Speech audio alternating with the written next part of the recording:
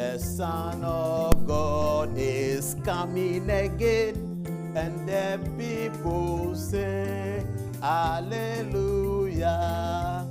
Say Hallelujah. Oh, say yeah, Hallelujah. Say Hallelujah. Yeah, yeah, Hallelujah. And the people say, Hallelujah. Sir, I get you one story. Your friend will say, I don't mortuary. Actually, I don't or something. No, or Kika was yourself. Entrepreneurs. Next time, make taking time. Make Tremu as here. Say, you see, private capital or capitalism, socialism, no, as here. Say hallelujah, oh say yeah, hallelujah. Say hallelujah, oh say yeah. And the people say hallelujah. Sir, I get you one story. Your friend will say, I don't mortuary. Actually, I don't or something. No, or Kika was yourself.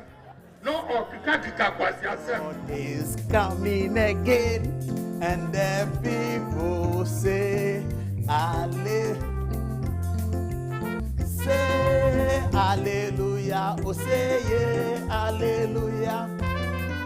Hallelujah, yeah, yeah, hallelujah.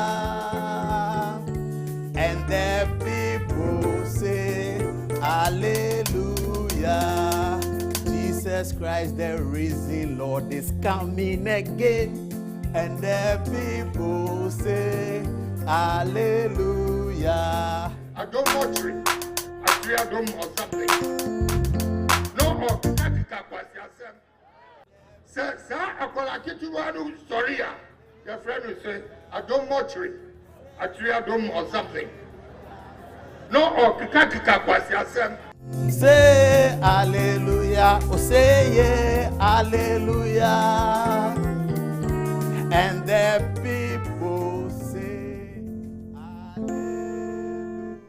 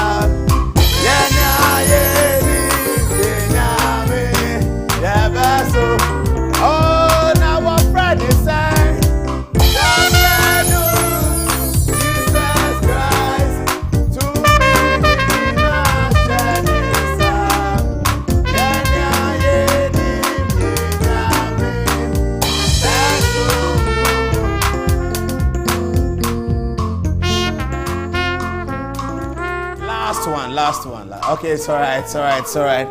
Good evening. Welcome to another exclusive edition of Good Evening Ghana. It's 29 minutes past the top of the hour at 9 o'clock. This is the Tuesday edition of your favorite program. Good evening, and send your text message to Good Evening Ghana Official. Tonight, we have a lot to deal with, don't we? KSL Atoforsen, we have a message for him from the president. Money does not like noise. That's what the president said. What does it mean? And then in the president's speech, we had something like haircut. But those of us who don't understand finance, a haircut is baba haircut at salon, haircut at, when you come out, or we do the haircut at F block, because they are not very nice people. We in the G block, we are nicer than them, so F block is the barbering block. So listen, what is haircut? What is haircut? So we started calling our friends in finance, that you bankers in finance, what is haircut? So they explained to me. So those of you who don't understand it like the way I did not understand it, I will explain to you what the haircut means tonight. Okay. And then we have a lot more. Why did the NDC Twitter corridor become so empty after the president's speech? What is the NDC Twitter corridor? I'll show you on the touch screen in a minute. It was quite empty, except for Sami Okujeto Ablakwa, the member of parliament for Northstone, who had an interesting tweet which we'll share with you. The rest of the NDC Twitter corridor was very quiet on Sunday night. But why? Okay, what is the positive thing out of the president's speech? We'll talk about that. Clearly, the Forex market responded to the president's speech, but we'll also go back and talk about President John Dramani Mahame's event. Okay, so I'd like to give you a welcome. As always, we've given you a worship welcome. And those of you who didn't understand the song, the second song is one name Nyameno, one sumuna enyefi. Yenia yenim Nyameno, yebesum no dada. And who is this Nyame? So the song goes on to say that what friend is saying, and then people fit in the name. Some say what friend is Jesus Christ, some say what friend is Elohim, some say what friend is El Elyon, some say what friend is El Shaddai. And they continue to say that to me nyina shenensa, that is to say, all power is given unto him. Some also say to me nyina shenase, which is to say, all power is underneath him, and therefore he's the most powerful. So that's the meaning of the song we're singing. War friend, no, maybe we should take it again, shouldn't we? For 1 minute as I walk to the touch screen. Let's give it to me again.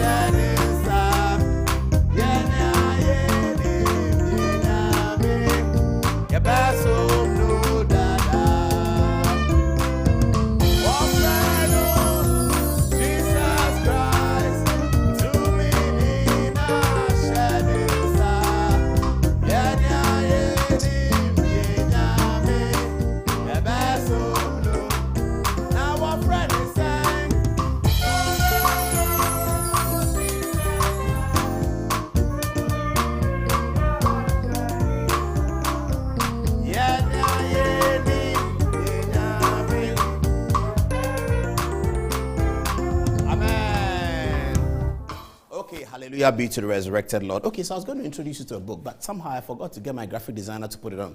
It's entitled The Greats on Leadership. Next week, Thursday, I'll introduce you to one I can put on a touch screen so you can see it, and I'll also show you where you can get a copy. Good evening. Welcome to the show. What a weekend we had. So, Ghanaian Economic Week began with President Mahame's speech on Thursday, where he discussed the state of the economy. He was ably supported by KSL Atoforsen, who made comments at the speech, President Mahame's speech as well. By the time President Mahama spoke on Thursday, government had announced on Wednesday that President Akufo-Addo will be speaking on Sunday to address the nation on the crisis that we are currently facing. And that's the word the president used, crisis. Okay.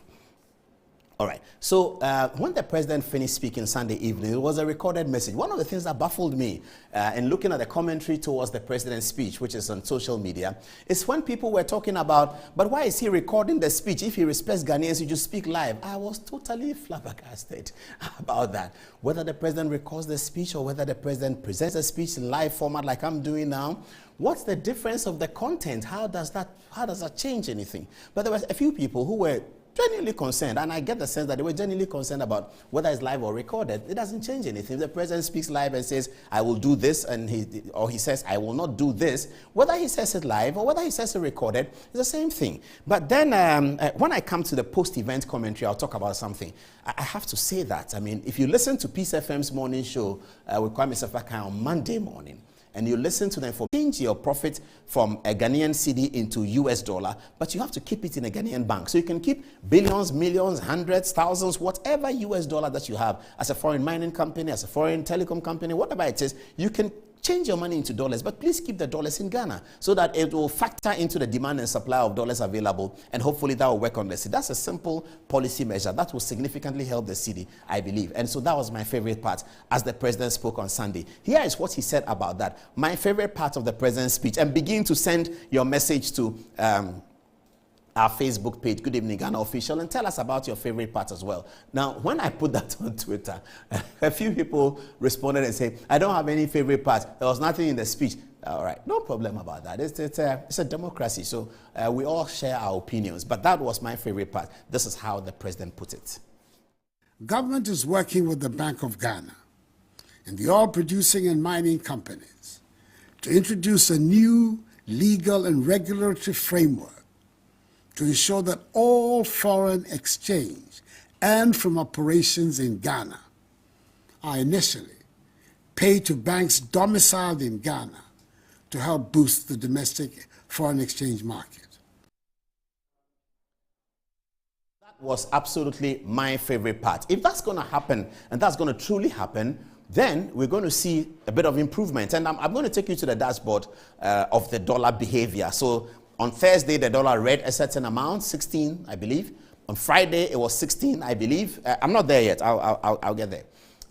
On Friday, it was 16, I believe. Saturday was 16. Sunday was Monday morning. The Forex bureaus were reporting dollar at 12 and 12.5. So that's a clear reaction to the president's speech. So in fact, for us who are interested in the market's reaction, and that's what they do all over the world, when what is Kwesi Kwarteng's problem? The former UK Chancellor, Finance Minister. Kwesi Kwarteng's problem was that the market responded negatively to his policy of tax cuts for the upper level wealthy people. That's the problem he had. So when presidents speak like this in time of crisis, we can all have an opinion. People can say it's empty talk. People can say it's good. MP people are going to support it. NDC people are going to say it's bad. But what is important for Ghana is that how did the market react to the president's speech? And the market did react positively to Akufo-Addo's speech. There's no doubt about that, because it is data verifiable. The data is verifiable. The dollar was at a certain level on Sunday night. Government did not put any dollar in the system. On Monday morning, government did not put any dollar in the system. So the reaction of the Forex market was to the president's speech, and it was a positive reaction. Nobody can change that. That's correct. It happened. It's a positive reaction. We'll deal with that in a minute. But then, also on the president's speech, there was a bit of controversy relating to the president's speech, and that's where the conversation about haircuts come in, and I'll be dealing with that. Of course, later tonight, I have to tell you, we do have obtained from the Accra High Court 7 the judgment against Manasseh Azuri, Suleiman Brahma, Diamond Apia. Is it Diamond Apia? No, Diamond Apia is an actor. Apia, Mr. Apia, I'll get his first name. And then Professor Kwame Karikari. We have obtained what the judge said about their conduct. We'll put on the touch screen so you can read it. So you won't think that on Thursday we were just throwing shade at them. We're actually speaking something very, very important. So they should get ready. If you know them, call Suleiman Brahma that the comedy program has started and his matter is on the touch screen. You should tune in and watch. Okay. And then Mutala Mohammed Mutala, the Honorable Member of Parliament for Tamale Central, I believe. We have an issue with him about the spare parts. We are going to continue, as we wrote in our teaser. We have a torrent of caution for Mutala. So all of that is coming up. And then later tonight, Black Stars are heading for the World Cup. On 24th of November, we play Portugal. How much money are we committing to that? Who is getting what and who is not getting what? Ibrahim Zebila will be here to give us all the information latest on sports. So that's all the program for tonight. Stay tuned. And now let's continue with our first part, which is the President's message. Kaysel Atoforsen, the ranking member and former member, Deputy Minister of Finance and Economic Planning, who's also a member of Parliament, said something at the President Mahama event. The President Akufo-Addo found the need to respond to that, not directly referring to Kaysel Atoforsen, but he did respond to what Atoforsen said. First of all, let me take you back and show you what Atoforsen said. Then I'll come and show you what Akufo-Addo said, and then we'll add our commentary. Here is Kaysel Atoforsen speaking on President Mahama's platform last Thursday here in Accra about the economic situation in Ghana. Here it is. The process of debt restructuring is similar to HIPIC. However, HIPIC targeted bilateral and multilateral loans. Loans that you owe to country, and multilateral to international banks like World Bank, IMF, Africa Development Bank, Asia Development Banks. But debt restructuring will target commercial debt.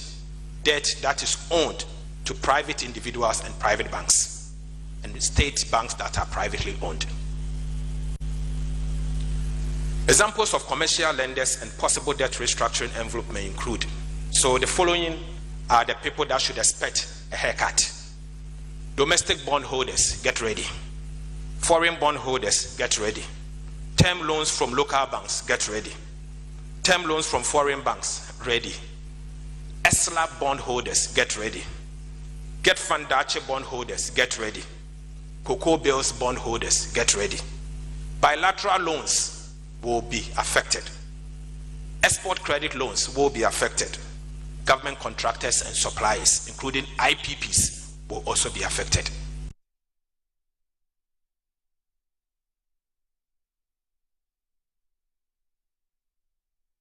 So that was Atoforsen's opinion of the situation when he spoke to the market and when he spoke on the platform of President Mahama's conversations with the nation about the economy on Thursday. That's what Kaysel Atoforsen said. He alleged that there will be haircut. Okay, so what was this haircut matter? I'll come to that a bit later. Let's hear President Akufo-Addo's very direct, clear contradiction of what Kaysel Atoforsen said. Here it is.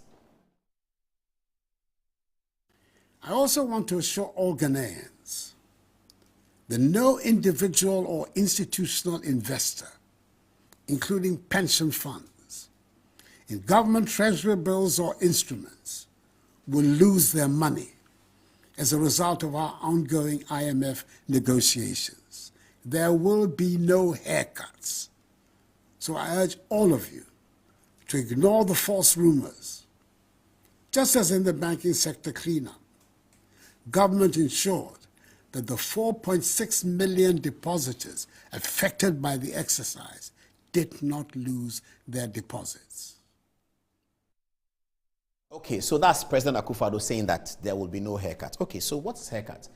Those of us who don't understand finance, like me, were quite confused on the occasion of the president's speech. He said haircut. Okay, so what is haircut? All right, so the finance people told us what haircut is. So haircut is, it happens in several ways. So you owe somebody, and then you have to pay the money, and then the person says, okay, I'll let you pay lower than. So you owe a bank, you have to pay. They said, I'll let you pay lower than you actually owe because of this and that circumstances. That's one aspect of it. The other aspect of it, which is what is in contention right now, is people who have bought bonds. Okay, so what does all of those things mean? All right, what is buying government bonds? Okay, buying government bonds, it simply means lending government money. Okay, how do you lend government money? Do you take it to the Bank of Ghana and give them 200 cedis and say, government, take 200 cedis? Or do you go and stand in front of Bank of Ghana and say, hey, I got $1 million. Government, take $1 million. And no, that's not how it is. Government announces through instruments. I'll try hard to make it as simple for those of us who don't understand it, because I didn't understand it too. But now I think I get it a little bit. Correct me if you think I'm wrong, but I'm sure I get it. Okay. So government says, it designs instruments. They call it bonds, and they have other names for it. And then they say, come and buy it.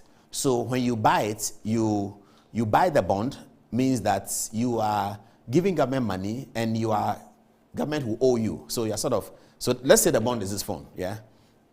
So government says, I'm selling bonds for 200 cedis at 10%. Okay. It means that if you buy the bond, this, for 200 cedis, you'll be paid back 220 cedis at 10%. You'll be paid 220 cedis, okay? So one bond is 200. Your per annum yearly profit is 220. So you buy 5,000 bonds. That's 5,000 times 200 and you're getting, yeah.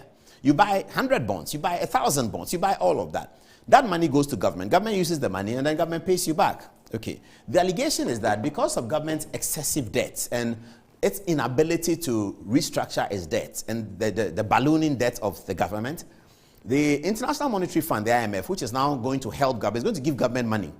International Monetary Fund does not want to give government money just to go and pay the debt and then the government will be broke again. Because if you pay the debt, you'll be broke again. They like them to sort of share the money, to distribute the money efficiently. Some goes to pay there, some goes into production, some goes into agriculture so that the economy can grow. Because ultimately the IMF is interested in the growth of the economy so that you can pay what you have to pay, isn't it? All right.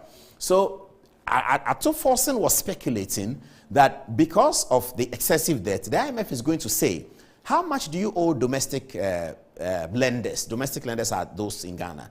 Individuals, institutions, and all of that. So the things Atuforsen was mentioning, ESLA and all of those things. So you go and buy an ESLA bond. So you have money, you have 100,000 cedis, you want to buy an ESLA bond. You want to give the money to government because you're sure that with government will pay. You go and give to somebody else, he may not pay, they may not pay, PRAM, NAM1, all of those stuff. So you go and give it to government, okay? Even if government's profit is not that high because it is a guaranteed debt that it will be paid. All right. So IMF is going to say, how much do you owe domestic lenders? And they're going to say 25 billion Ghana cedis.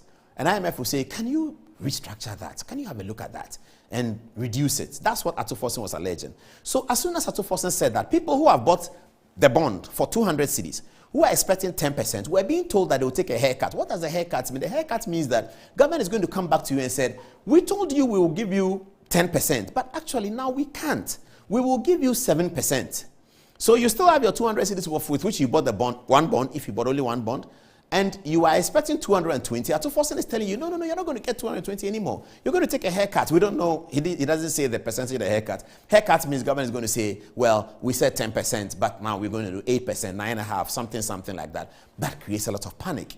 It will, naturally, because I have my money and then you have bought government bonds, which is the safest bond. It might not be the most profitable, but it's always the safest. And then I go and buy the bond, and then now they tell me that I cannot get the 10% that was promised. Because if I had known that it will not be 10%, perhaps I would have used the money for something else. But I did it because it was 10%. That's the panic that Atuforsen puts in the system. That's what he said is going to happen. And that's why President Akufo-Addo had to come strongly to say that's not going to happen.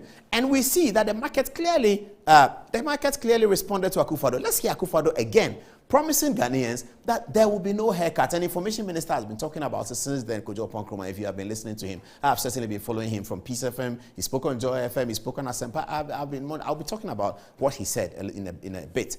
But this is what Akufo-Addo was saying, that that's not going to happen. If government owes you 220 cedis, government will pay you 220 cedis. In spite of the IMF negotiation, you're a local bondholder. Government is interested in you. They're going to pay you. Government will pay you. Let's hear Akufo-Addo again talking about there will be no haircuts. Let's have a look. I also want to assure all Ghanaians that no individual or institutional investor, including pension funds, in government treasury bills or instruments, will lose their money as a result of our ongoing IMF negotiations. There will be no haircuts. So I urge all of you to ignore the false rumors. Just as in the banking sector cleanup, government ensured that the 4.6 million depositors affected by the exercise did not lose their deposits. People will not lose their deposits. Okay, so the president talked about that. And now I'm now coming straight deeper into the analysis. So you had Atuforsen, you had President Akufo-Addo. There will be no haircuts. Okay, now we're beginning to understand now, aren't we, why the markets responded so strongly to Akufo-Addo's message and why the Twitter corridor of our friends in the NDC was very quiet on Sunday night. We'll talk about that in a bit. Okay, so we're now taking you to the longest part, 4 minutes video.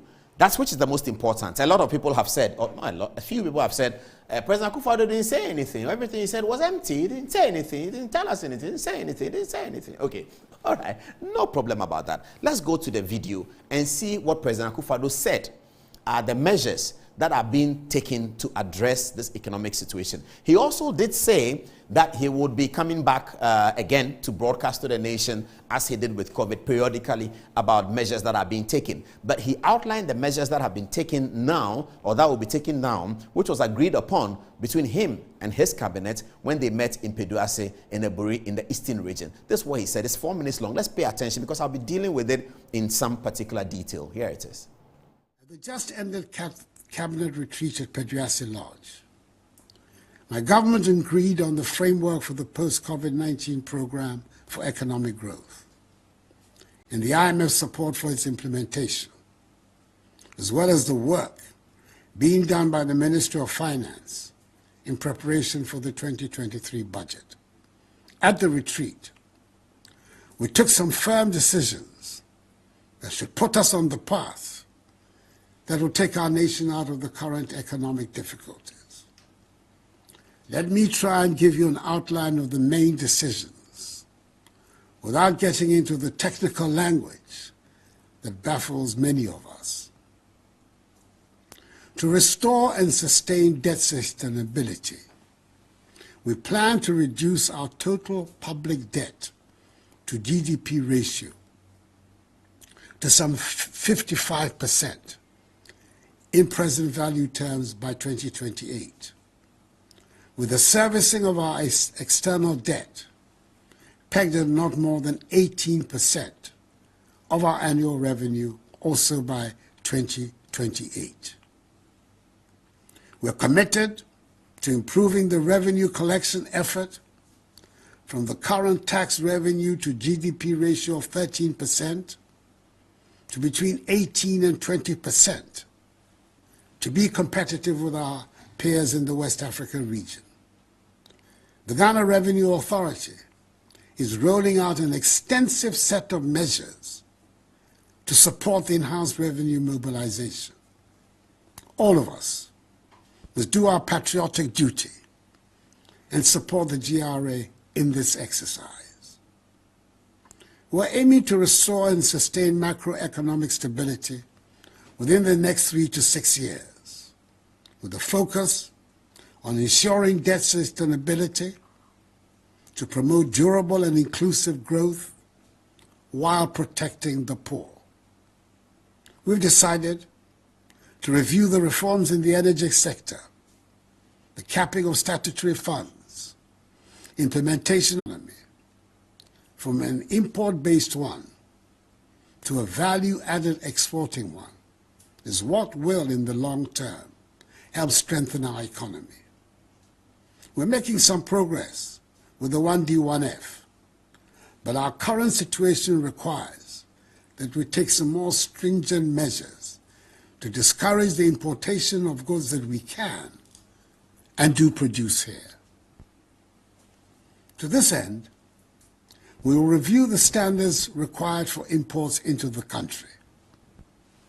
We will prioritize the imports, as well as review the management of our foreign exchange reserves in relation to imports of products such as rice, poultry, vegetable oil, toothpicks, pasta, fruit juice, bottled water, and ceramic tiles, and others, which with intensified government support and that of the banking sector, can be manufactured and produced in sufficient quantities in Ghana. Government will in May 2023, that is 6 months from now, review the situation. We must, as a matter of urgent national security, reduce our dependence on imported goods and enhance our self-reliance as demanded by our overarching goal of creating a Ghana beyond aid.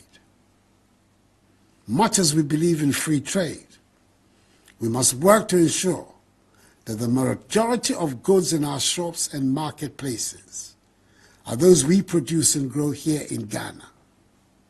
That is why we have to support our farmers and domestic industries, including those created under the 1D1F initiative, to help reduce our dependence on imports and allow us the opportunity to export more and more of our products and guarantee a stable currency that will present a high level of predictability for citizens and the business community.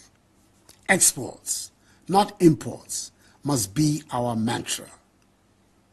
Accra, after all, hosts the headquarters of the Secretariat of the African Continental Free Trade Area.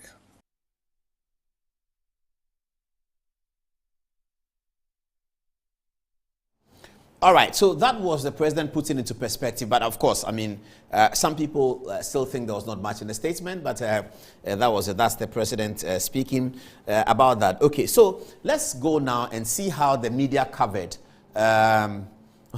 something else on the TV.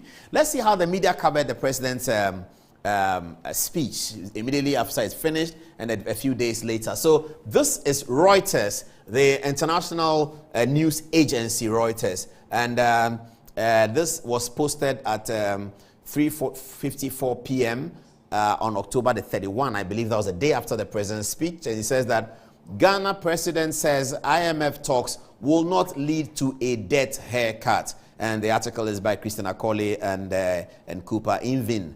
Both of them, I believe, were in Ghana. So this is how Reuters captured it. And you see, as I was talking about the market reaction, all the international media, Reuters is very big on business. They are not as direct on business as Bloomberg, but they are also very big on business. So Reuters says, that's the part that Reuters picked, because people needed to hear that, and that's the most important thing that I believe that the markets reacted to. And then we'll come to the part of money doesn't like noise stuff. So this is what Reuters picked out of it. The most important thing for Reuters business was Ghana president says IMF talks will not lead to a debt haircut. Okay, let's move on and see who else. This is the BBC News Pigeon, and they pick it up and say, key points of President Akufo-Addo's Sika Mpɛ-Dede address on the state of the Ghana economy. So they built up the key points, and then the story goes on to lay out the 12 key points, which also the information minister did put up. So that's BBC News Pigeon. The last one is Quads, and they say an IMF deal is just the first stage in resolving Ghana's crisis. President Akufo-Addo expects a 3 billion package to be agreed by the end of this year. That's Quads also reporting on the president's message. I don't know whether the president quite said a 3 billion package, but the 3 billion has been discussed within the context of the IMF negotiations, and so I'm sure that's where they're picking it out from. Let's get the headline again. It says, an IMF deal is just the first stage in resolving Ghana's crisis. So that's foreign media. Let's see how the local media also picked it up. They'll put it out in a bit. That was Monday morning, and this is the local media. We begin with the state-owned newspaper, the Daily Graphic, state-owned and also, incidentally, the biggest newspaper. And they pick the headline and say, restoring confidence in the economy. Turn crisis into opportunity. President rallies citizens. Government to increase. Oh, it's gone. It's gone. Government to increase domestic revenue. Imports to favor essential goods. Okay, so these are the 3 points that the graphic pick, which are very important. First, the president rallies citizens. That's General Sika Mpɛ-Dede, do well with the CD, talk positive about the CD, etc. That's rallying citizens away. And then government to increase domestic revenue. Government is going to try and pick up more revenue domestically. And imports to favor essential goods. So they are going to have a kind of regime where imports are going to cover just essential goods. You remember the president listed a certain number of goods and food. And when you were listening to the president, he was talking like that.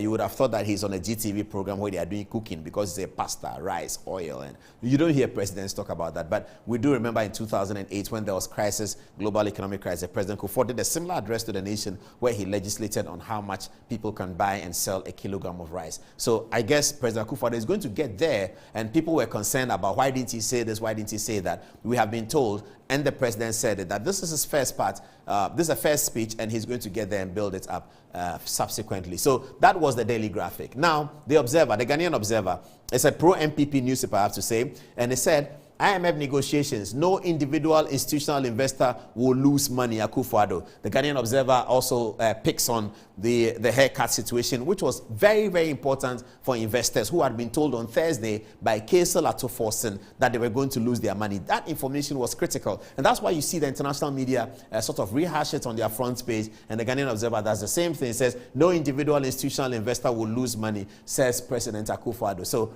that's the Ghanaian Observer. Let's go on and see who next. The Ghanaian Times, another state-owned newspaper. It says, government injects fresh dollars into economy, says president. And that's a promise the president made, that there will be injection of fresh dollars. And all of these was intended to get the market reacting in a certain way. And that's why the state newspapers are publishing a certain side of the president's angle so that they can get a positive market reaction. And didn't they get such a great market reaction? All right. Now, the custodian says, will prioritize imports.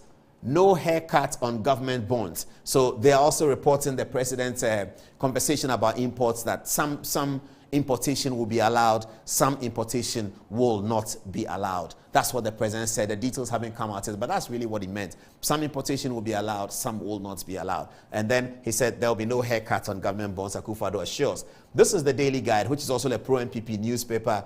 It says, fellow Ghanaians, we are in crisis. Money doesn't like noise, says Nana. IMF negotiations going well. Okay, so the Daily Graphic then picks it up in a different angle, completely different. I like the creativity of the Daily Guide editor, I should say.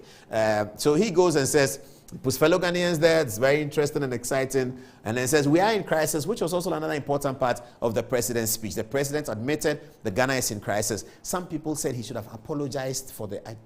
I'm completely confused about that. That the president should apologize for the crisis. Apologize? I'm not sure what he'll be apologizing for. He's the leader. He needs to admit it and tell us what he's doing.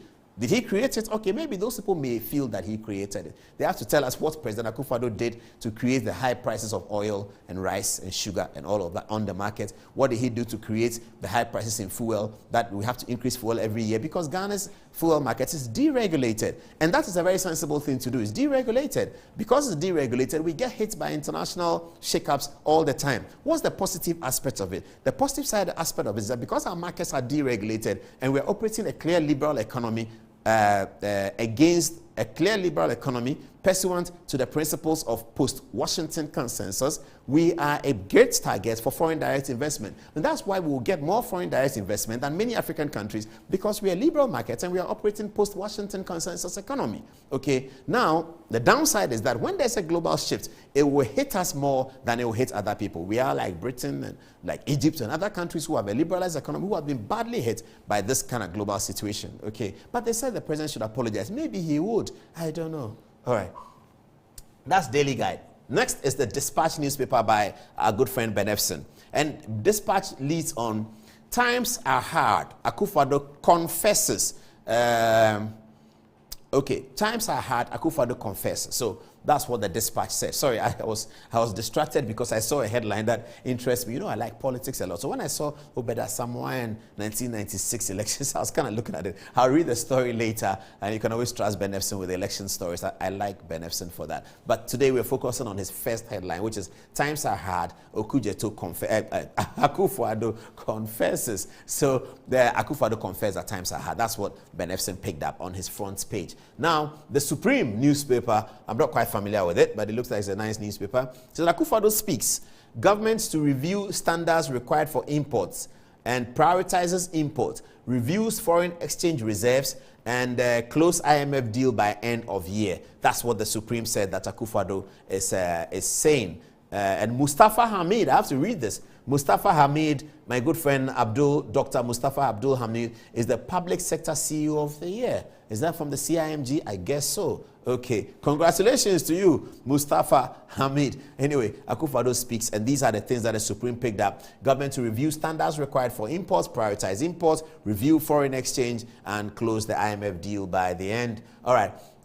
Daily Post, a pro-NDC newspaper, said it was an empty speech. Ghanaians on Akufo-Addo says it was an empty speech. And here they quote a sports General Simo reporter Gary Al Smith of Joy FM said, Mr. President, with the greatest of respect, what did you say in your 28-minute speech that's expected to give hope that you are on top of the situation? Frankly, I didn't get even one concrete measure to be hopeful of. I may not have listened properly. Okay, Gary, maybe you listened properly, but the markets disagree with you, Gary Al Smith. The markets responded to the president's speech. The dollar moved from 16 to 12. So that's a clear indication. And that's what I was looking for. And me and my people, my researchers, I said, look at the markets. You see, as for politics, everybody can say anything. Look at the markets. And that's what Baumia used to say, that if you are doing propaganda, the exchange rate will expose you. Okay, so look at the markets. Let's all say what we want to say, but how does the market respond? You cannot say that the market did not respond positively. The market clearly responded very positively to the president's speech. So those who said the president said nothing, maybe they should go and listen again. Or they should go and ask the market, why did you respond positively to the president's charge? Why did the market respond? Why did the dollar change? They should ask the market. If you didn't hear it, the market heard it. These are the things we say that sometimes people don't like. You didn't hear it, but the market heard it. You said it was empty. The market responded. If it was empty, will the market respond? I'm talking about the Forex market, which is a critical market in the analysis of these economic crises. The Forex is critical. The Forex clearly responded to the president's message, and they responded positively. So those who didn't hear it, it's on Good Evening Ghana's page, our official page. Go roll up, scroll up to Sunday. It's there, 29 minutes. Listen again. Then you can understand why the markets responded, okay? All right, so that's the Daily Post. It's by Michael Dokusi, whom I love. Do you know why I love Michael Dokusi? Because he used to score goals for Presec. Dokusi was one of our famous midfielders back in the day. So Dokusi played for Presec national team. Probably one of the longest players who played, because he started playing from Form 2, Form 3, and he played all the way to La Paz 6. He's the editor of the Daily Post. He's a very strong NDC man. He's a good friend of mine. Michael Dokusi. Good evening if you're watching. That's his newspaper, The Daily Post. He was in Laboni House, wasn't he? Laboni House, that's why maybe he's okay, no problem about that. If he was in Engman, maybe this thing. All right. But Michael Dokusi says it was an empty speech, and he says that's what Ghanaians are saying. He relies on Gary Al Smith, another good friend of mine, and I'm saying to both of them the other day is that go and listen to the speech again because the market responded. All right, so that's how the local media responded. So let's look at the markets now. Let's look at the markets now. What was the dollar doing on Friday? What was the dollar doing on a Saturday? And what was the dollar doing on Friday? On Friday, the dollar, was it 14? Okay, so on Friday, we have the dollar at 14. I thought it was 16. It was 16 on Wednesday, 16 on Thursday, but they're showing me 14 on Friday. So that was Friday. That's the day after President Mohammed's speech. And then there was Saturday, the weekend, and Sunday, the president spoke. And then on Monday morning, the dollar is reporting at 12. Government didn't make any input in there. Government didn't put anything in there, but the dollar responded. So the markets clearly responded to President Akufo-Addo's speech. I think that's what happens all the time. Journalists are always observing sessional address in America. How do the markets respond? Resignation of the British Prime Minister. How do the markets respond? Midterm elections in America. How do the markets respond? The most important assessment of the speech of any politician in crisis is the market. So if you want to mark President Akufo-Addo over 10 or over 100, from what he said on Sunday, whether it was empty, you think it was empty, whether you think it was good, it's not about you, it's not about me, it's about the markets.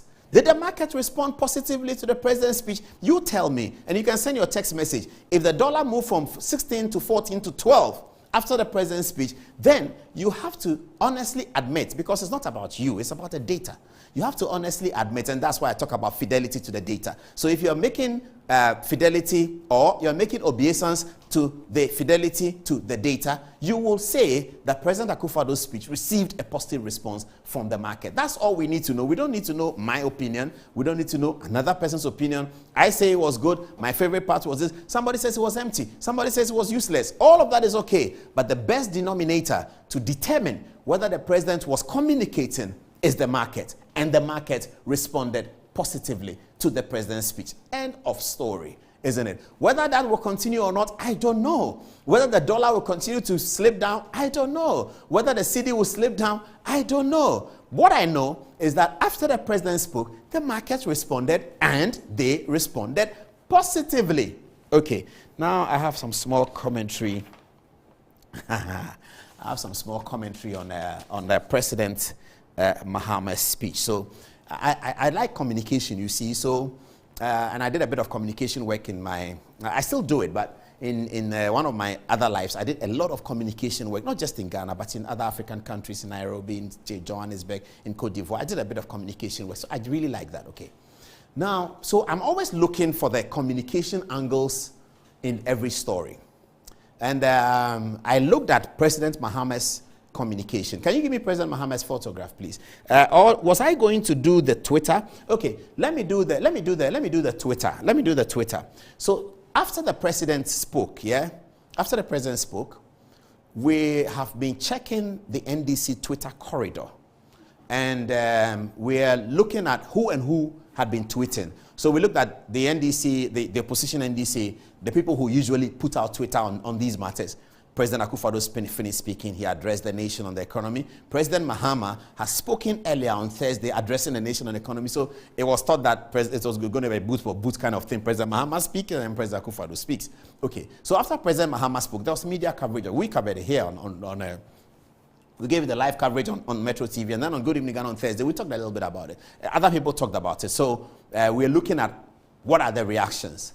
Sam George, a regular tweeter, good friend of mine, a very happily married man. You know what I mean when I say he's happily married. You saw his fantastic 10th anniversary celebration. Congratulations, by the way, Uncle Sam. He's also okay, I'm a prophet. He's an apostle.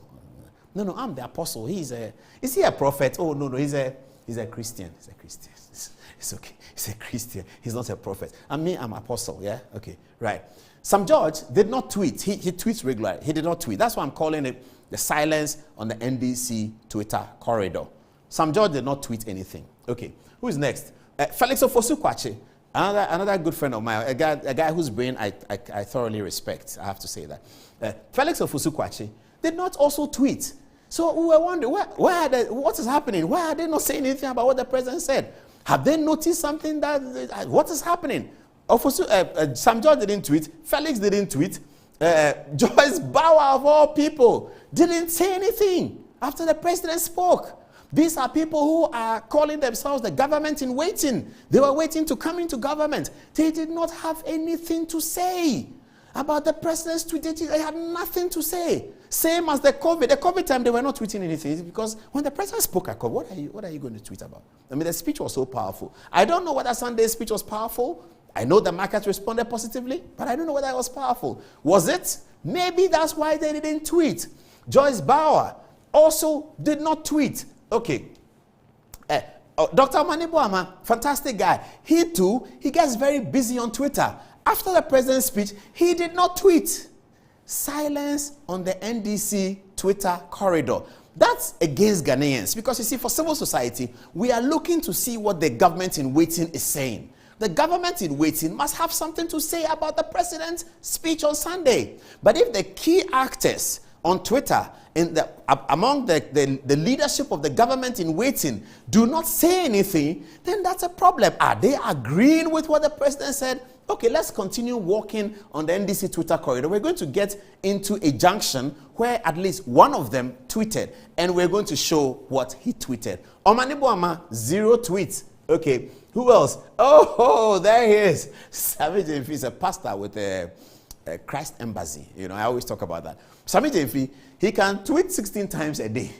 And he has a Facebook page, Friends of Sammy Jemfi, and I've been watching it all the time. I like to look at those. I read everything, you know. So I've been looking at it. Quite an interesting concept. It's not bad, you know. So, but he, of all people, the communications director of the government in waiting, 48 hours after the president, who is exiting the ballot, spoke about economic crisis that is the main topic in Ghana today. The communications director of the opposition party, the so-called government in waiting, had absolutely nothing to say about what the president said. That's incongruous, isn't it? What was the reason why they couldn't speak? What was the reason? Why couldn't they speak? What was the speech so bad, so good? What was the reason? They all didn't say anything because I would have thought that they would have been ready with their notes, that as soon as the president finished, they hit on Twitter and say, what was he talking about? This fact he said was wrong. This thing he said is not correct. This government is leading Ghana away. This government is leading Ghana astray. That's what they should have been saying as opposition. The director of the opposition's communication, my good friend Sammy Jemfi, had nothing to say. Zero. Nothing. NDC Twitter corridor was silent. Who silenced them? Was it the state broadcaster who broadcast the president's speech live? Was it Metro TV who carried it live? Was it TV3 who carried it live? Was it GH1 who carried it live? But all of these TV channels that I've mentioned also carried President Mohammed's speech live. But they were silent, dead silent. The government in waiting, the government that the people who are telling us that 2 years from now they're going to form the government. They were silent. So they have done an injustice to civil society, because civil society needs their information to be able to compare with what the president is saying to determine whether the president is steering this country in the right direction or in the wrong direction. That is the work of the opposition, and they have to discharge their duty excellently. On this occasion, I have to say, regrettably, they failed. Well, did they fail, or they had nothing to say? Sammy Jemfi, 0. Okay. But President Mahama and President Akufo-Addo are here. Okay, President Mahama also didn't say anything.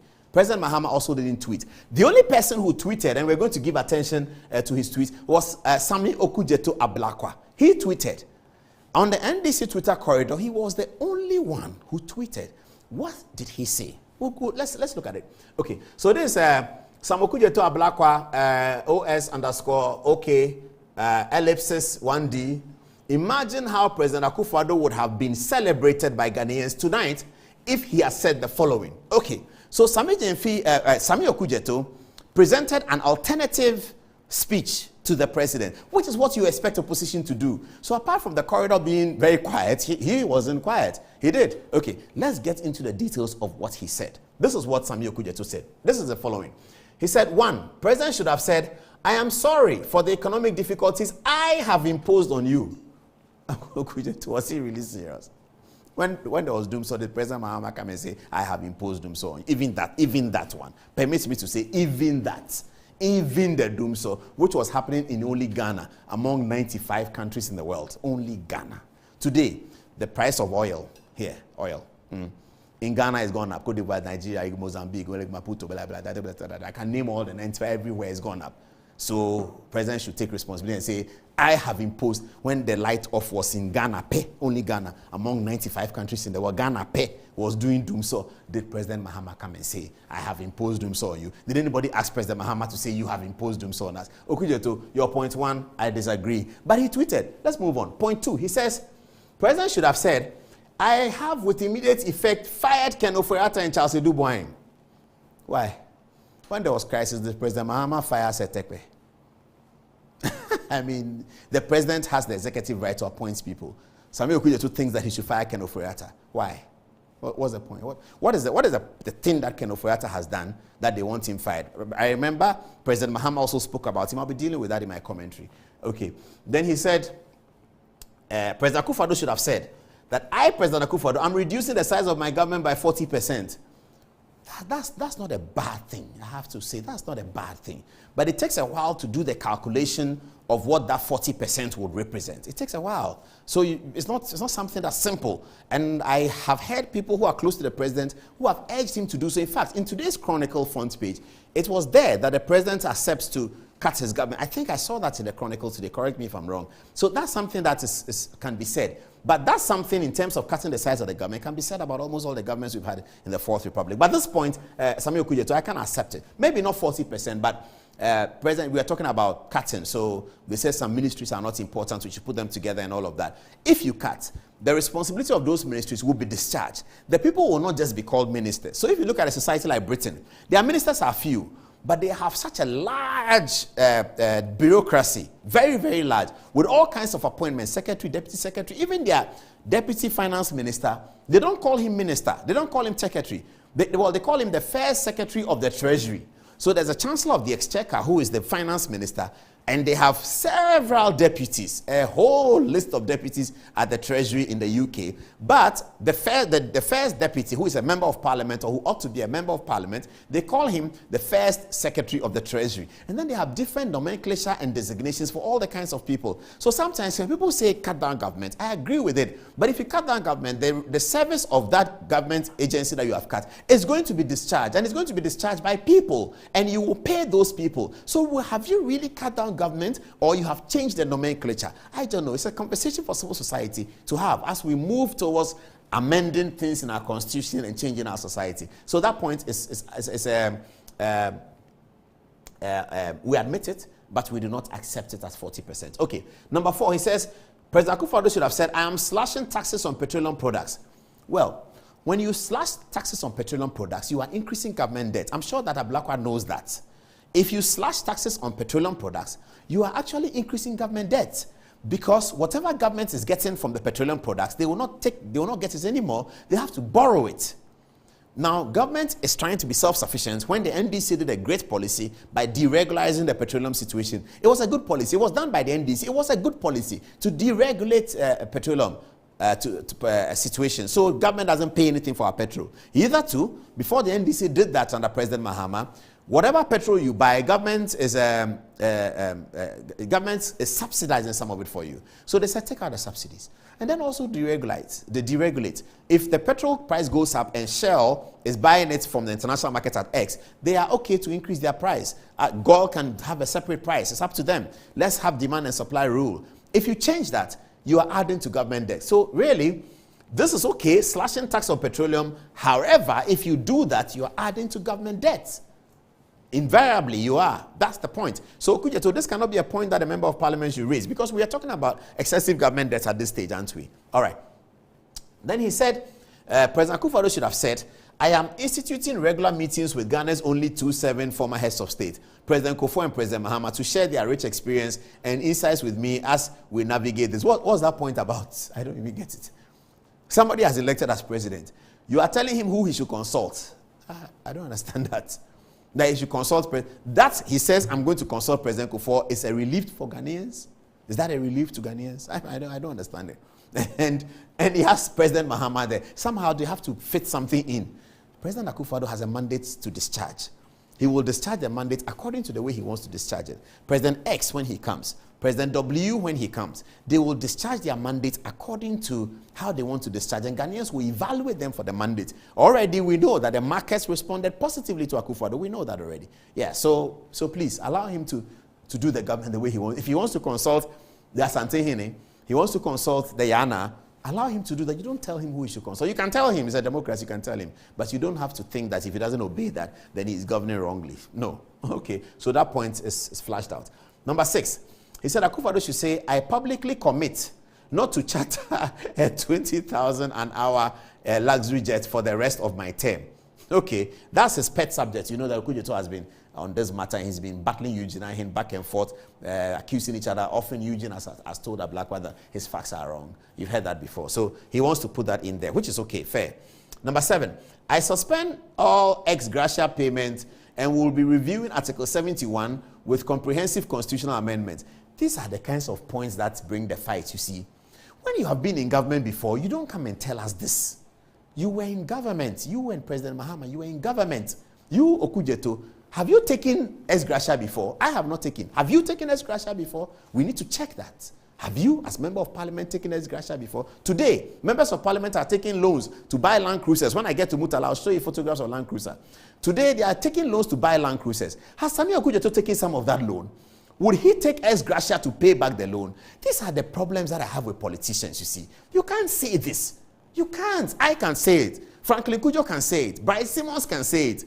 Even Sami Jemfi can say it. But Ablakwa cannot say it. Because a member of parliament is taking loan to buy land cruiser, you take ex gratia to pay for it. So he cannot say this. This is the problem. I can say it all day long. I've not taken any ex gratia anywhere. I can say it. Even Sami Jemfi can say it. Frankly, Kujeto cannot say it. Muntaka cannot say it. Mutala cannot say it because their hands are in the soup. I'm not saying it's bad to take ex gratia. The Ghanaian people must decide. When the constitution was written, Article 71 was put there. Johnson Asiedu Nketia was sitting right there. He was part of those who wrote that constitution and put Article 71 in there. Asiedu Nketia was part of it. So why do they play these kind of games? I find it very petty and childish. You cannot come and talk about Article 71. This constitution was created by the NDC. Johnson Asiedu Nketia is a member of the Consultative Assembly. I have the record of the things he said. Sometimes I don't want to say it, but he said some very dangerous things in the assembly. One day I will show it to you because I have the Hansard of all the assembly meetings. I have it. And Asiedu Nketia is in there, quoted as saying certain things. Tomorrow I'll start researching on the debate on Article 71, and I'm sure I'll find something. I'll bring it out. So Article 71, Ablakwa, don't even go there. All right. 8. He said, President should say that my cathedral project is hereby suspended. The cathedral project is the president's project, and he should say it's hereby suspended because Ghana is in economic crisis. Is that not so? Okay. If Ghana is in economic crisis, the president will decide on payments to make. He may decide that for this month, that month, last month, we're not paying anything to the cathedral, but we'll get back to the cathedral next year. Ablakwa wants him to suspend it. He should go and tell that to Opoko Onyina of the Pentecost Church. Okay, so that is how we end the Twitter corridor of the National Democratic Congress. Now, give me President Mahama and President Akufo-Addo's photograph. Let me just say something a little bit. And I started making the point about I like PR and all of that. So I titled this the Oforiatta Conversation. And I'm saying to you that the NDC's communications advisory, I should say, actually lost the Oforiatta battle. Do you know why? The story starts with members of parliament of the MPP who announced that they don't want Ken Oforiatta to continue as finance minister, and therefore they are giving the president ultimatum, something that was very completely incongruous, totally against parliamentary practice, but they did anyway. They said they don't want Oforiatta that. And then the minority in parliament also brought up a censure motion, and then President Mahama comes to speak. To President Mahama's communications advisory, when he was presenting his message, first as former president, and then as candidate for the next election, which is 2 years away, under no circumstances should they have allowed President Mahama to talk about Oforiatta. No, Ghanaians don't want to hear that. And that's why his message was very badly received. Because if you are former president, former vice president, former president, candidate for the next election, and you are coming to address Ghanaians in an economic crisis, and you tell the president that sack Ken Oforiatta, your finance minister, that's below President Mahama's level. He's president, he's addressing Akufo-Addo and the MPP. So he didn't succeed in telling Ghanaians that I'm the alternative. He's talking about Ken Oforiatta. He should leave Ken Oforiatta to Sam George and Kisila to force him. President Mahama must present himself in the majestic former president and president in waiting by dealing with the issues at the president's level. For him to come down and discuss Oforiatta, he will lose the interest of the people. And that's exactly what happened on Thursday. He lost the interest of everyone.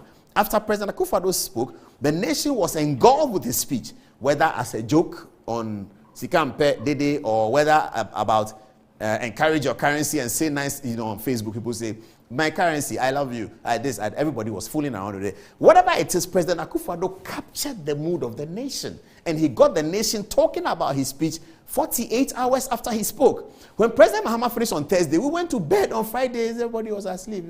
What is he saying? Because he said Oforiatta. Who cares about that? That's number one. Number two, the NDC Communication Advisory ought not to have focus this on one individual because you want to take out the entire MPP and bring in your government. So you talk about the entire MPP, that the MPP is bad. But if you say Oforiatta and they take Oforiatta out, then you are getting Ghanaians to sort of agree with them and follow them because you are handing the solution of the country's problem back into the MPP hands. You are telling them that it is only Oforiatta that's the problem. You, the NDC, you are telling Ghanaian people that, look at the MPP, they have a problem called Oforiatta they cannot deal with. Okay, so tomorrow MPP deals with the Oforiatta problem. You have redirected Ghanaians to the MPP. That's what you are doing in communication, in PR, psychological PR. You are directing Ghanaians to the MPP. You are telling them that, look, they have a player that they cannot substitute. So everyone is interested in the substitution of that player and what's going to happen. If that player gets substituted, you, the NDC, you have lost the attention of the voters. They are going to focus. And on our own Facebook page, which is very small and which is not scientific, When we put videos up from our last Thursday program, was it Thursday? I think it was Tuesday. We talked about Kenneth Fuyata. Interest was not very high. We talked about President Mahama himself. Interest was not that high. The highest interest was the video we put out on who replaces Kenneth Fuyata. That tells us that people are more interested in that than in the alternative. If they were interested in alternative, they would have said whether Fuyata or Kofi Mensah or Che Mensah, get out, we don't want you, all of you, clear off. That's what the Ghanaian people have said. Clearly, that's not the attitude of the Ghanaian people. They are asking that, okay, so MPP, how are they going to change this man for who? Who is coming? And that is because the NDC has handed that to the MPP in communication. Don't take my advice, but I'm telling you that your PR advisory must work better than that. We need a very competitive PR for 2024. We don't need a lopsided one. At this rate, with this kind of advisory, it's getting lopsided. So, little advice for the NDC. Focus, focus, focus, and let Ghanaians know that you can do it. But I can also understand the NDC problem because they have this major problem, which is that whatever President Mahama says, he must juxtapose it against what he did because he has done something, and what he did is verifiable. And in the modern digital age, there are videos of what he did. So President Mahama must walk a tightrope when he's speaking publicly. Because if he says something, it will come back at him. Now, look at this situation. Two of them, presidents, okay? Former president, former vice president, now in the second term. During his 29-minute speech, Akufo-Addo was able to at least refer to his record at least 6 times in the speech, at least. When he said, we will do it just like we did with COVID. We will do it again, just like we did with this one. Trust me, this one too shall pass. Because we did this, we will do this again. He said the same way in which we set up free SHS, we will do this again. Akufo-Addo was able to say that. John Dramani Mahama was not able to say a single thing about because we did this, we can solve this problem better. MPP should be doing what we did. John Mahama was not able to say that. Not once in his speech did he say that the MPP must go in this direction. As NDC, you remember in 2008, when we had this problem, we were able to solve it. We were able to solve it because of this and that, and we think the MPP must go in the same direction. John Mahama was not able to say that.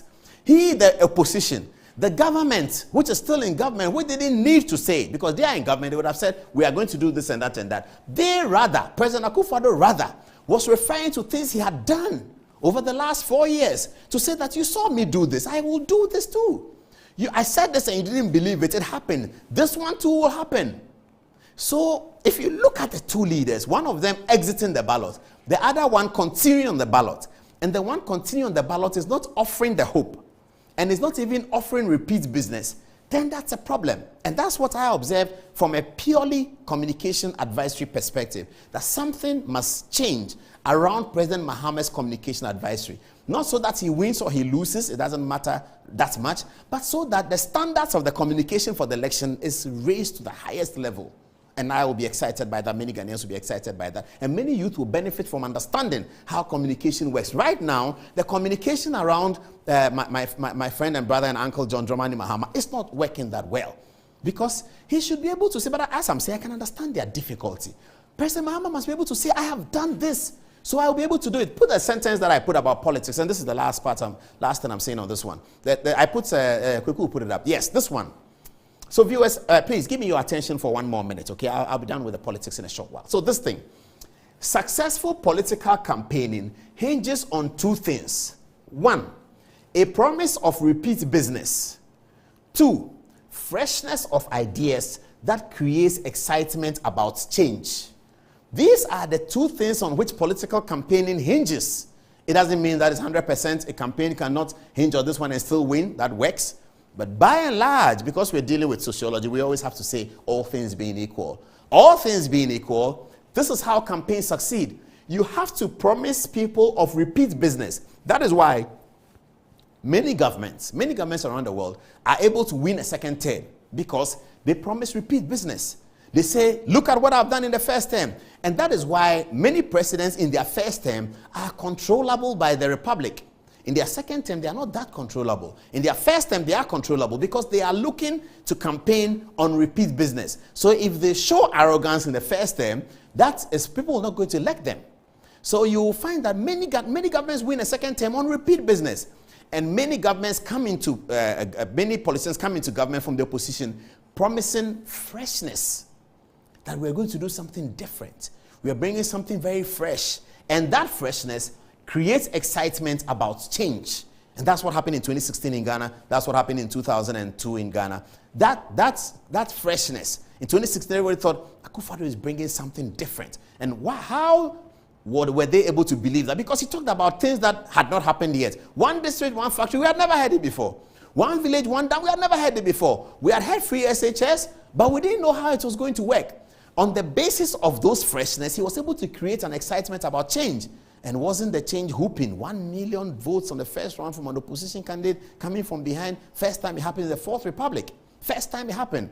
No opposition candidate had won a straight first round in the Republic. But because the Akufo-Addo advisory and communication was able to create that freshness and excitement, he did win. And then in 2020, he promised repeat business. I have done free SHS, I will do this one too.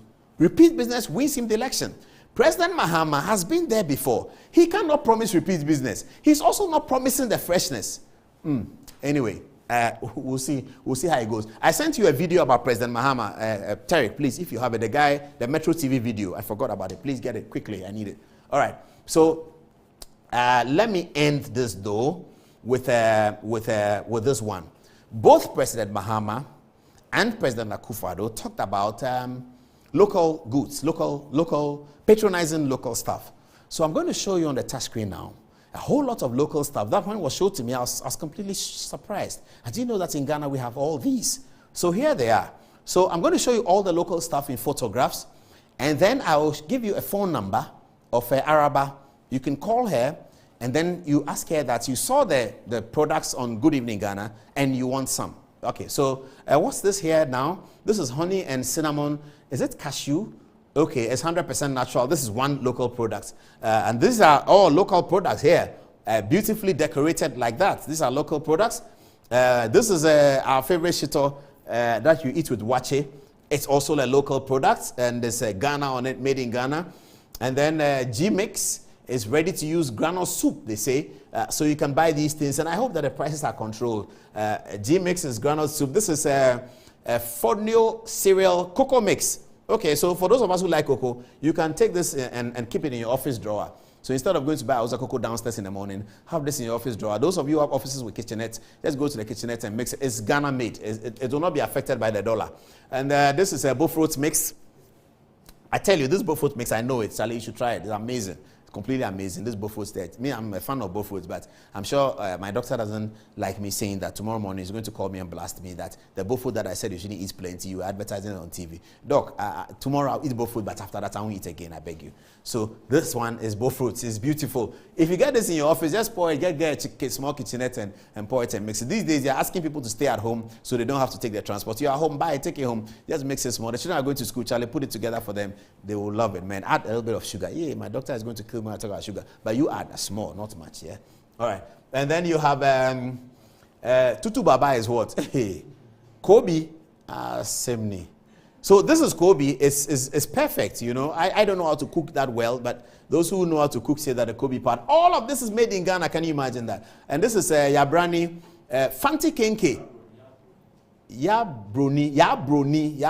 Oh, thank you for the correction. Fanti Kenke, yeah, packaged like that. It's going to Europe. But Fanti Kenke doesn't experience dollar changes. That's it. It doesn't. So please get it as well. This is for cleaning. Yopo. I've been hearing this on Peace FM, haven't I? Yopo bleach. I think I've been hearing it on Peace FM. This also locally made. Then you have African black soap. That's actually getting very popular.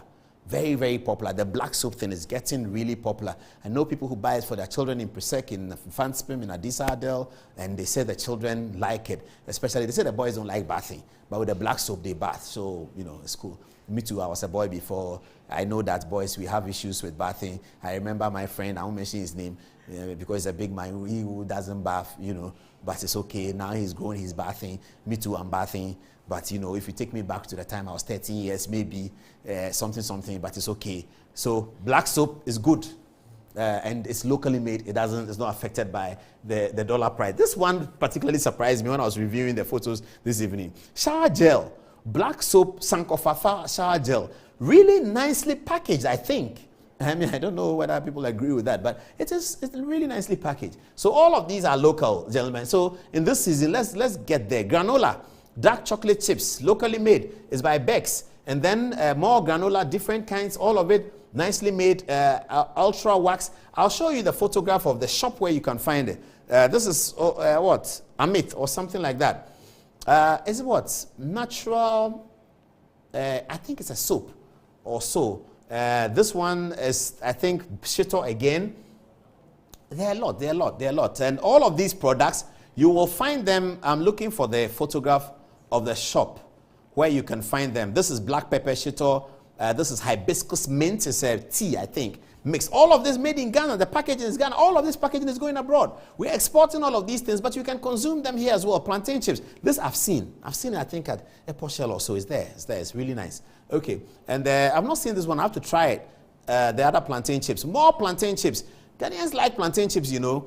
Yaka Taste of Africa. Fruit spread. Oh, wow. This is the one that you put in bread. But if you are old like me, the doctors will not allow you to be eating. Charlie, being old is not a nice thing. All of these things, they don't want us to eat it anymore. Okay, so, but this is nice for people. Just don't consume too much of it because they will say it's sugar. But I'm guessing this is no sugar. It's fresh and it's a natural. Mango, orange, and some other plant I can't see well. This is another plantain chips. This is all stuff that you can nibble on. Those of you who eat in the office every now and then. Raw honey. This is very raw honey made in Ghana, pulled from Ghana. This is all the tinapa and stuff. I am looking for the shop. Okay, so these are some of the photographs of the shop where you can find this. And what I like about this shop is the wheel here. You see the wheel over there. Oh, yes, I like this one. It's all in this shop. Now, how do you get these products? We are probably getting into a phone call, a phone number. Where is the phone number? They're going to put the phone number up. Araba's phone number is going to be up. Please ask them whether they have the video on President Mahama. Is the phone number the one on the screen? Yes. So 0244 780 422 is contact Araba, and she will tell you where you can get all of these products in Accra. Made in Ghana. Ask them whether they have the video. It's made in Ghana. Yeah, video is ready. Okay. So it's now 20 minutes to the top of the hour 11. We have finished with this segment now. We will come up. Should we take Mutala on Thursday? Maybe, because we have a lot to say about him. All right, so here is this Metro TV's video that was trending around since Friday. And this was a reaction to President Mahama's speech. I don't know the guy, but it's trending big time. It's a Metro TV video. Have a look at what he says. Do you agree? Do you disagree? Send us a text message. He's a citizen. He has a right to come and say what he wants. I have nothing against him coming out to talk. All I say is this. If you're a president, you've served your term and you've left. You're an elderly statesman, so we respect your views and your opinions. That's fine. Hey, when I was there, this is how it went too. So now that I'm out, here is my suggestion how you should do it. But coming back into a race to run, please. Okay? When you were there, you didn't fix anything. You coming back is not going to fix anything. And Mahama, I don't have anything against you. It's just my personal opinion. Like how you went to the TV and you said whatever you said. We all have a right to opinions. But please, if you're a president and you were done, don't come back. There are 30 million people in this country. We know what you have done. Give somebody, give Yao, give FO a chance to come and try. Let's see if FO can fix it. You don't need to come back. You've already seen what you were in parliament. Okay? You were a vice president. You were a minister. You became a president. The drains are still clogged. The gutters are still dirty. The baller is still everywhere. The prices are still going up. The dollar is still running. Please don't come back.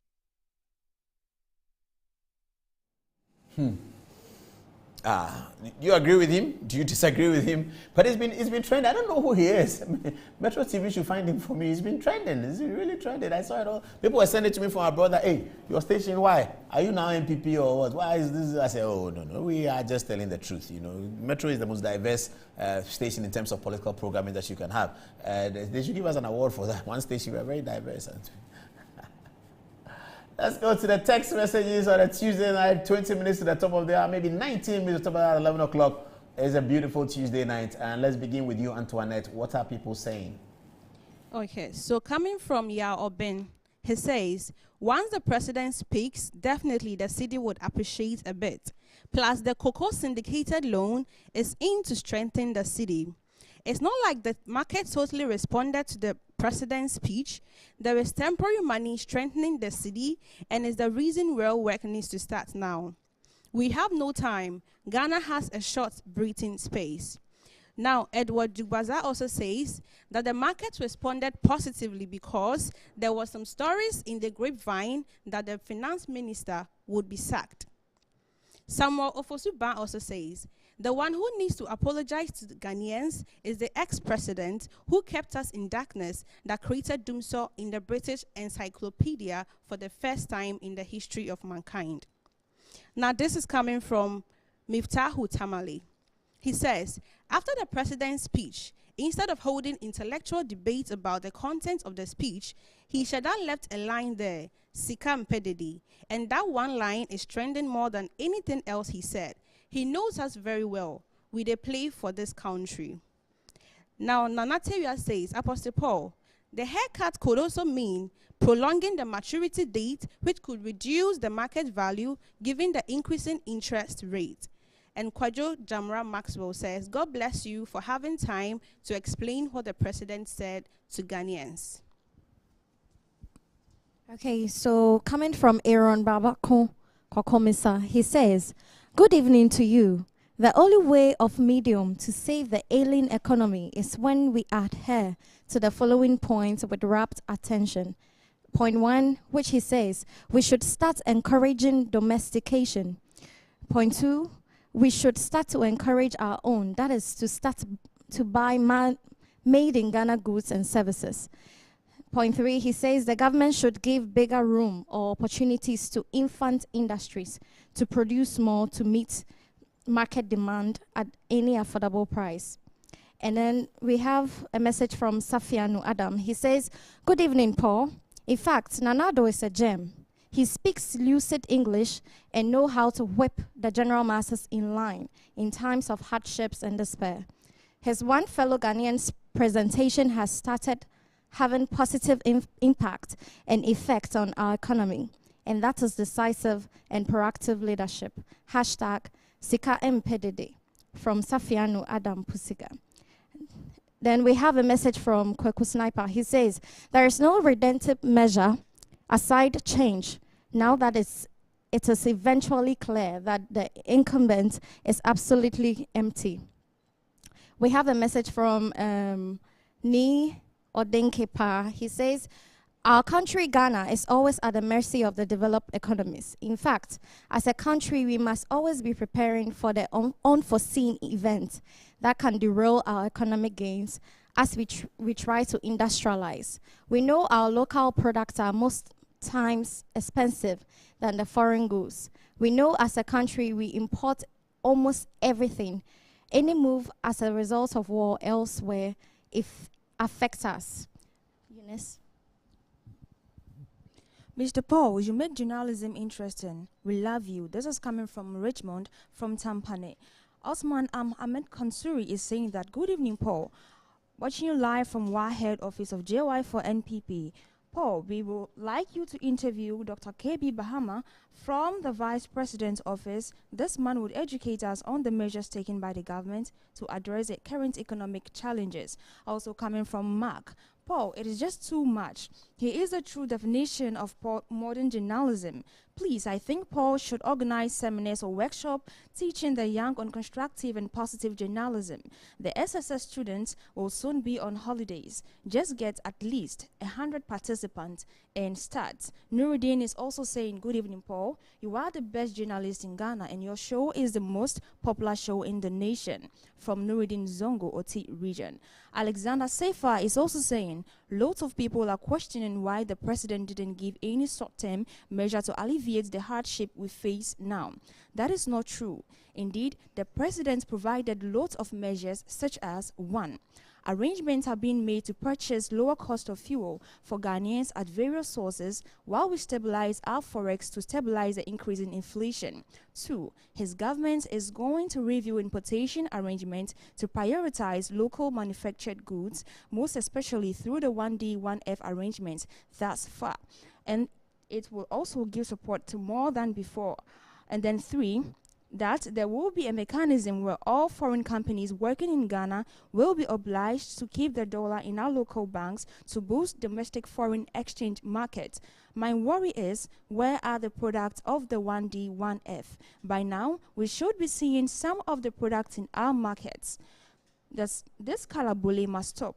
Overpriced foodstuffs, we are in this together. This too shall pass. Otu Asari is also saying, I was not surprised at all when people, including journalists, reacted to the president's speech that it was empty. It is obvious their minds are made up and nothing moves them to think otherwise.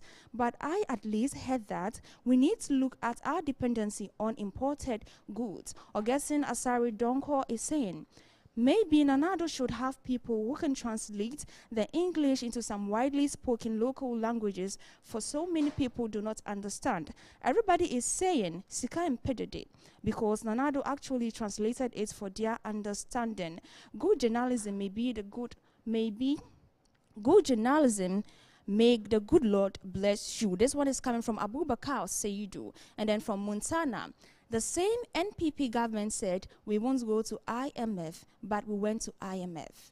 So what are you saying, Paul Adom Otri, about the president telling us that there will be no haircut? We don't trust their words anymore. And lastly, from Ron Owusu, this show is a very educative and quite decent one. Over to you.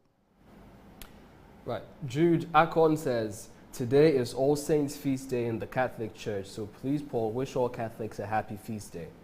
Sure, we'll get to that. Alexander Sifa says, lots of people are questioning why the president didn't give any short-term measures to alleviate the hardships we face now. That's not true. Indeed, the president provided lots of measures such as 1. Arrangements are being made to purchase lower cost of fuel for Ghanaians at various sources while we stabilize our Forex to stabilize the increasing inflation. 2. The government is going to review importation arrangements to prioritize locally manufactured goods, most especially through the 1D, 1F arrangements thus far. It will give support more than before to producers of raw materials for that cause. 3. That there will be a mechanism where all foreign companies working in Ghana will be obliged to keep their dollars in our local banks to boost domestic foreign exchange markets. My worry is, where are the products of 1D, 1F? But now we should be seeing some of the products in our markets. I think that's just been read, right? Desmond from Donkokrom says, Paul, there's no guarantee that foreign companies will keep their dollars in Ghanaian banks, despite the president making the pronouncement. Richmond, watching us from Accra, says, good evening, Paul. Thanks for the education as always, which has been extremely insightful over the years. At least the president's speech made the markets react, which for me is positive, except that it should have come a bit early to stem the tide. Kudos to you, my mentor, and your fantastic team. And Philip, watching us from Bolgatanga Estate, says, Paul, the biggest speculation was that investors were going to lose part of their principal, not only the interest, and any investor, if not well guided, will engage in a panicked withdrawal. People can develop shocks to absorb losing their interest or reduction on their interest, but might not be able to do so when it has to do with their principal. The tragedy, this word is not clear, of the NDC to cause fear through propaganda reminds me of the role of their propaganda secretariat, which is now a communications office. I just don't know why government appointees are still in their communication on the achievements and progress of the activities of the government. Patrick from the UK says, Paul, why is the media not reporting about the cedi appreciation to the dollar? And General Ortega says the information minister, who is a cabinet minister, is saying per his understanding, it's principles that will not be affected. Mind you, the indebtedness is principal and interest. Paul, note also that when government faces liquidity challenges and you are asked to discount to receive cash immediately, that's a haircut as well. Like the banking sector gimmick, we don't trust the government. If a cabinet minister can't tell us government's position, but his opinion, then there is suspicion. Eugene Marfa, watching us from Ablekuma, says, obviously the Forex market responded to the caution, he says in quotes, of the president when he met them prior to the Sunday presentation, which is very welcoming. However, fuel and food prices haven't yet positively responded. And I think because of the moral plea, he says in quotes, from the president to the traders, other than a rather legal backing and somewhat legal caution, the fuel and food inflation is practically getting serious, and the earlier something refreshing is done, the better. Desmond, watching us from Donkokrom, says, Paul, the NDC Twitter corridor was silenced because those guys claimed Akufo-Addo said nothing new. Over to you, Paul. All right, so can you put out this the Chronicle newspaper, and then we take a short break? So this is what I was talking about in terms of the Honorable Ablakwa's concerns that the president should. It's on the. I know it's on the touch screen, but can you put on the screen? If they cannot, we'll take a short break. When we come, they will. So it's break time now. Good evening, Ghana. As we have 10 minutes to go. In view of that, Manasseh Azuri, okay, there it is. Akufo-Addo considering cutting ministers, says upon Nkrumah. So Okudzeto Ablakwa, there you are. The only point you made that we agreed with you, it appears the information minister is saying that in fact the president is considering that. It's a laudable thing to consider, isn't it? After the break, we have a story on Manasseh Azuri, Awuni, Suleiman Brahma, Mr. Edmond Appiah, I believe that's his name, and Professor Kwame Kaikai. And you should see the ruling of the High Court judge, scathing remarks that he made about their conduct. Same remarks we have been making all the time. Hopefully, it's repentance time for them. But that story is Thursday, God willing. Then, Murtala Mohammed, we're going to throw out a torrent of caution against him. I won't tell you what we're going to show, but Thursday, that's also coming. He said spare parts dealers. If before Thursday he apologizes to spare parts dealers, no problem. But if he doesn't, we will show it. After the break, we'll talk about Black Stars. How much money are we committing to win the World Cup 2022 in Qatar? This Good Evening Ghana is live. Break time.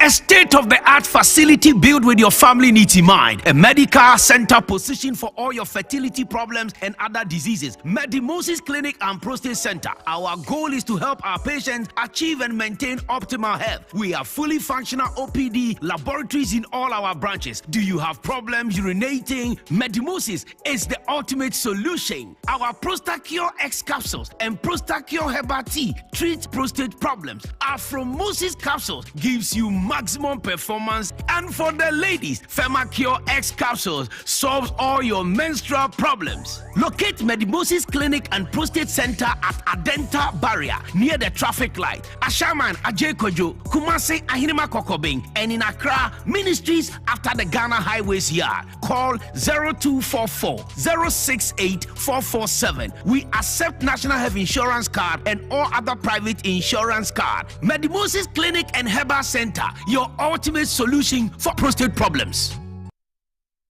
There are days when you think, whoa, today I've earned it. So order a Glovo. Days when plans run longer. Or days when you can't control everything. Oh yes, Glovo. You order, we deliver.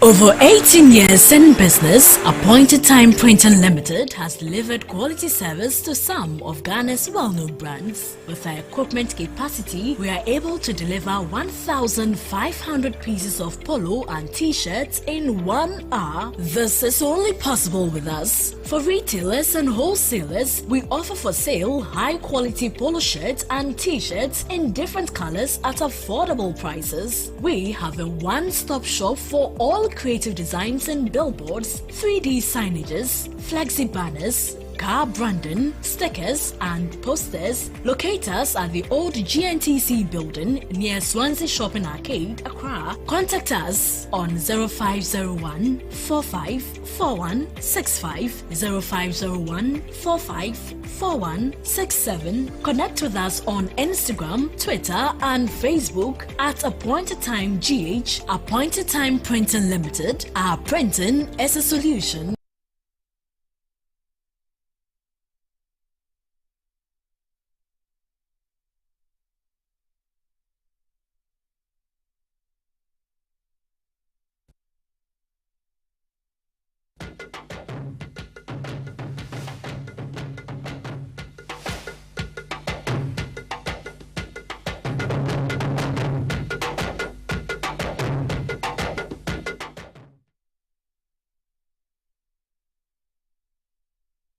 So we have suspended the conversations about Suleiman Brahma, Media Foundation for West Africa, Professor Kwame Kaikai, Manasseh Azuri, formerly of Joy FM, and Mr. Edmond Appiah, who is training under them, who I urge to call City FM to get a better training so that he can be a reporter in the city newsroom, which I can guarantee him better training with that. On Thursday, we'll read out the court verdict and what the judge said about them. Okay, so now we go to football and something that concerns all of us. Ibrahim Zebrila is here. What's happening? Why are journalists concerned about how much money Ghanaian footballers are going to earn? Well, history will tell us that we have to be concerned because in 2014, what happened in Brazil is experience that we have to learn from and ensure that it does not repeat itself again in the next World Cup that we are going, which is in Qatar. And that's why people have been concerned and always wanting to know how much that the Black Stars, the players will be taking and how much the government is spending on them, especially looking at the current economic circumstances. People are saying that we shouldn't spend too much money on them. That has been the concern. So the minister has been in the news recently and he has confirmed that the players will not be taking anything new from what they took in Brazil. Have they paid CK Akono yet? We've not heard that they've paid him yet. Is this something that concerns journalists? Yes, it's something that concerns journalists, but it's not in the news much now because of the Black Stars and Qatar. The Black Stars and Qatar issue is in the news now. But at this time, we're talking about money for people. Shouldn't we? You see, because the thing is, if CK Akono had reported us to FIFA, yes, by now would have paid. Yes. But he cannot do that because he's a former captain of the Black Stars. And he's a Ghanaian. He's a member of the Black Stars team. He doesn't want to. Is that the reason why we are not paying him? No, we don't know the reason why they are because there are a lot of salary arrears to plus the compensation that is supposed to be compensated for the message to Gary Alsmith. Maybe somebody will tell him, Gary, please, can you get the guys to pay CK Akono, please? I went to his house the other day. I conducted an interview with him. He's very distressed about this matter. And the only reason why he cannot report us to FIFA is because he's Ghanaian. He's a former captain of the Black Stars. How is he going to report the Black Stars and Ghana to FIFA? He has such an excellent relationship with the president. He has an excellent relationship with the opposition leader, President Mahama. So he doesn't want to do that. But please, let's try and sort out CK Akono. I beg all the people involved. Who are the other sports? Siddiq Adams, eh? Yes, Siddiq Adams, all of you. Can you tweet something? Can you talk to the minister? Is a nice man. I'm sure he will be able to pay. He wants to pay. I mean, well, the minister gave me a ticket to watch the Ghana-Nigeria game in Kumasi. I like him very much. He's a good guy. Is he going to give me a ticket for Qatar? Do you know? Yeah, we are. Okay. So tell him that, I want to go to Qatar. So 24th November, the Black Stars play. And I know the minister wants to do it. Sports journalists, can you mount some pressure, a little bit of pressure? CK Akono is former captain of the Black Stars. I don't know how much he's owed. He wouldn't tell me. When I asked him, he was smiling. He didn't say it. But please, let's pay him. Because he needs the money to do the things he wants to do. He's going to be in Qatar to run commentary and all that. He cannot ask AUB, African Broadcast Union, when they ask him to come and say that, oh, I don't have money for take it. Oh, but that's not proper. The former captain of the Black Stars, the coach, you can understand. I mean, footballers finish, they do their investment. Some investments have been matured. He doesn't have a lot of liquid. I went to his home. I saw him. He's in a very high moral state, you see. But he needs to get his work done. He needs to pay other people too. That's what he told me. There were other people that helped him when he was Black Stars coach unofficially. Other former footballers who were passing comments to him and all of that. Some of them traveled with him to the Black Stars games and he ran ideas by them because he trusts them, he played with them. All of these people he has to compensate. Now the money is owed to him by the Ghana government and they are not paying. The rule is that if they don't pay, you report to FIFA. Dukovic, when he threatened to report us to FIFA, we paid him. Please, CK Akono must be paid. I beg. I very beg. All right. So what else? Yeah, so what we are getting from the minister about the payment issue is that they have already had negotiations with the players and they have agreed on the monies that will be paid. And this is something that we must laud the ministry for because we didn't have this in 2014. In 2014, by the time we're going to Brazil, we are not gotten an agreement with the players on the amount that they will receive. The players were demanding for a certain amount of money and the government was also asking so how them much to are they paying them? So the minister is saying they are going to pay them what they pay them in Brazil. That's for the appearance fee, and that's $100,000 per player. Per player, any player who is going to end up in the final squad is going to get $100,000 as appearance fee. Which are this footballer we didn't know how to. And play. Immediately he made mention of the $100,000. You know, trying to justify that they have probably made good negotiations. People have started calculating the rates of $100,000 in 2014 and now. But it's $100,000 they are paying. Yes, it's $100,000. And saying that this one is more. Yes, it's also more, still more. So about 1 million cities already. Yes, at that time it was 400,000, 500,000 cities, 400,000. Well, 5 billion. Okay, but if it's $100,000 and the value of $100,000 since 2014 has not significantly changed, So people have started doing it. So that's just for appearance fee. And we also know that when the Black Stars participate in the World Cup, Ghana is going to get $9 million if we end up in the group stage. When we go to the round of 16. We qualify out of the group stage? No, just by participating, just by being in the group stage. We get $9 million. We get $9 million. So by arriving in Qatar? Yes, and we've already even gotten some for the preparation. We got about $2 million. And we are heading that here, and that's what the GFA used for the preparatory games against Brazil and Nicaragua. And so the ministry didn't really spend any money in that game. Some journalists bought a news that Ken Oforiatta had transferred him $800,000 to Ketu Kweku for the Brazil and Nicaragua game, but Ket has denied that. Yes, but Ket denied that. And what we are hearing is that it's the $2 million for the preparation that FIFA transferred to Ghana that was used for that game. So when you end up in a group stage, you get $9 million. You go to the next round, which is the round of 16, then we get $30 million. Quarterfinals, you get $17 million. When you end up in the semi-final, fourth place, you get $25 million. The champion will get $42 million. So the winner of the World Cup? Yes, we'll get $42 million. $42 million we can give to VRA to buy electricity. Yeah, so go Black Stars, go Black Stars, go Black Stars and win. Absolutely here, Ibrahim. And on Thursday we have a full program. Awal in Kumasi is coming here on Thursday, and you're going to work with him to present us with the team lineups for the teams that we are playing and those that we are, those who are in our group and the team list. So I'll urge you to talk to the minister and get a sense of who are in the 33. And then on Thursday, we can talk about it. I think it's time to wrap up, isn't it? 5 minutes past 11, Metro TV, MCR has given us 5 minutes more. So it's 5 minutes past 11. At this time, it is my delight to get back onto the altar of worship. And then we have ended the program. We are ending. It's dancing time now. Yeah, ye nim ye nyamino. Yesumna and yeshi. What friend is saying? What friend is Jesus Christ. Good night.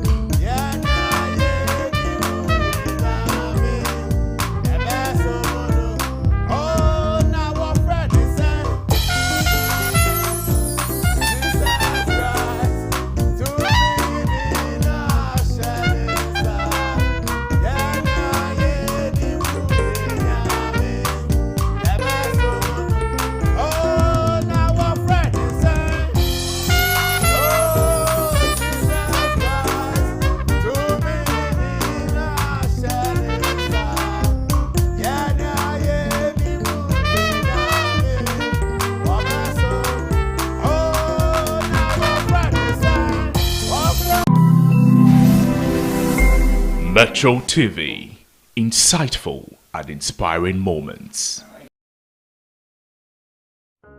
Has Christianity always been one of the religions in the